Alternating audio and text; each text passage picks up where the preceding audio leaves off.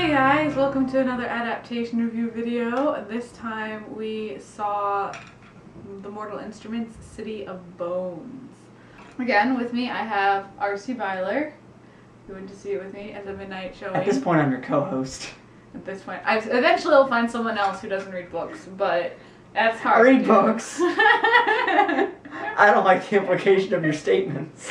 So if you don't know, if you're one of the few people in the world who don't know, City of Bones is about a girl named Clarissa Frey, Clary Frey.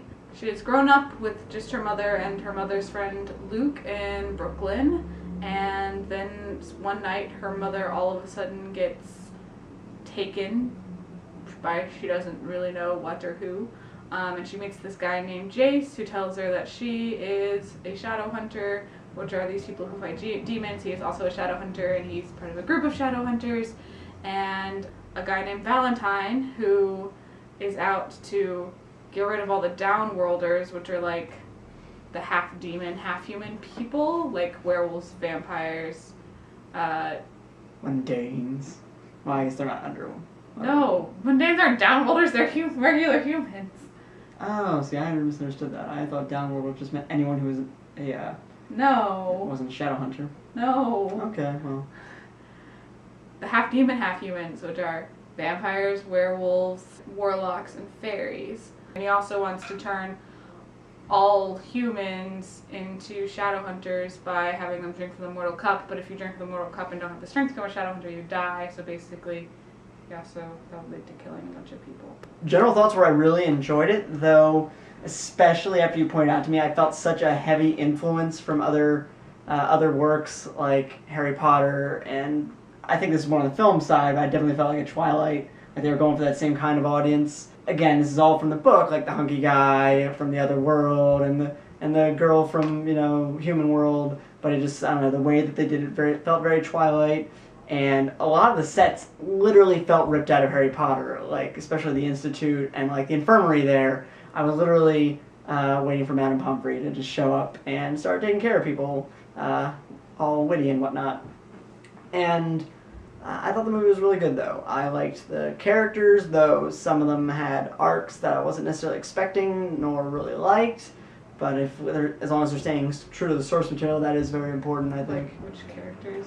Hodge. My genuine thoughts on the movie is that I really loved it. Like, I really enjoyed it a lot. It had great humor, but a lot of which was straight out of the book. And one of my favorite things about Cassandra Clare's writing is that she's just funny. They kept a lot of the world, they brought a lot of the world from the book, and it was very much visible in the movie. It was very much the same world as is in the book, and they didn't really leave too much out when it comes to the Shadowhunter world, which I thought was really cool. They kept all of the downworlders in. They mentioned Parabatai in passing, but after rereading the book, they kind of only do that in the book too, so I wasn't too disappointed by that. But hopefully they'll flesh that out in later movies. It stayed pretty close to the source material. The only part where they really, really deviated was the final battle scene in the end. So, yeah. Favorites and least favorite parts of the movie. Favorite parts of the movie, definitely the beginning, the interactions between Jace and Simon, and just like, especially, my favorite moment is definitely the scene where she is arguing with Jace about drawing the symbol, and the two businessmen see her, and to them it just looks like she's talking to air. And I just thought it was funny, like, she didn't even try to play it off, she just kept going with her conversation, but she saw them, so that was hilarious. Least favorite part would probably have to be the music during the makeout scene. You had mentioned this at the movie, and I was like, yeah. So, I guess the music in general, like, some of it worked, some of it didn't, just because I felt like, again, trying to pander to their audience, they were, like, trying to keep, like, modern music, and it just didn't feel like it worked for some of the scenes in terms of, like, the epicness and stuff.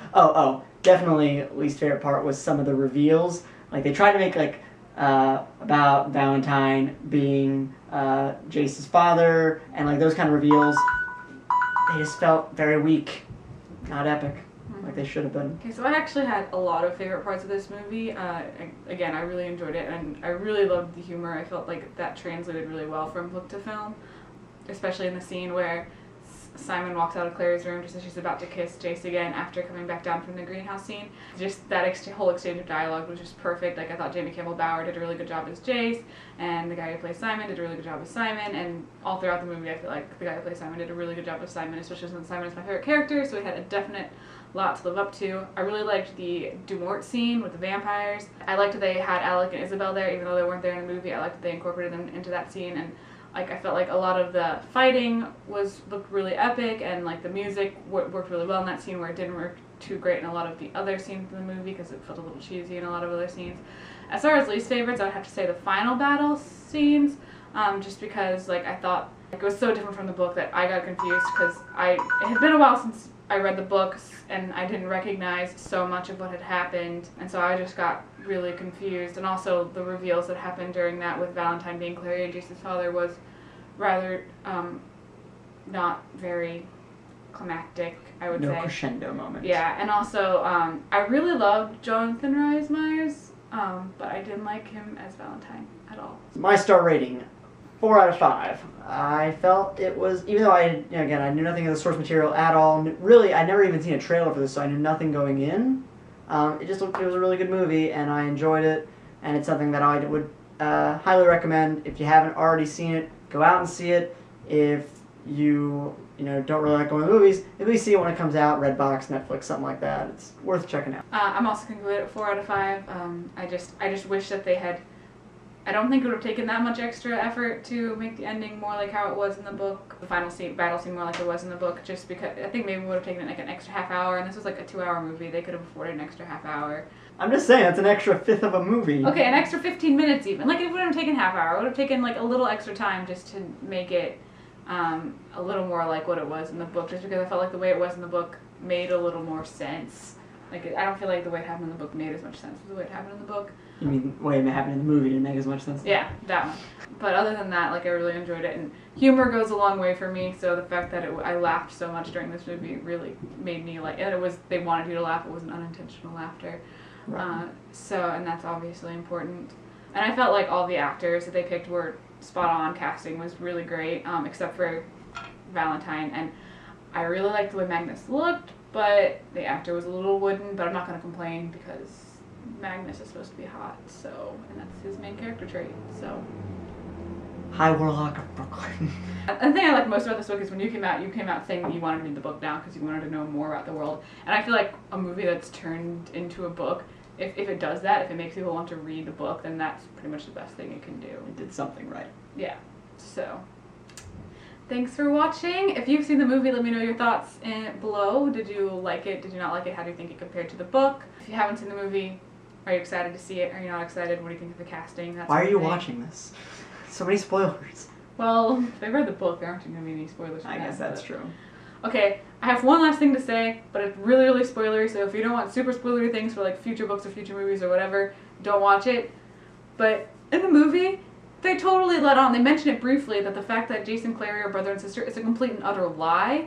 And we didn't know that reading the books. Like, I read 2 whole books thinking that Jace and Clary might be brother and sister, and that their romantic attraction to each other was just doomed and like painful and really difficult to read. And they tell you it's a lie, right? I just got so mad. People who watch the movie don't have to go through that torment, and it's just not fair. End rant.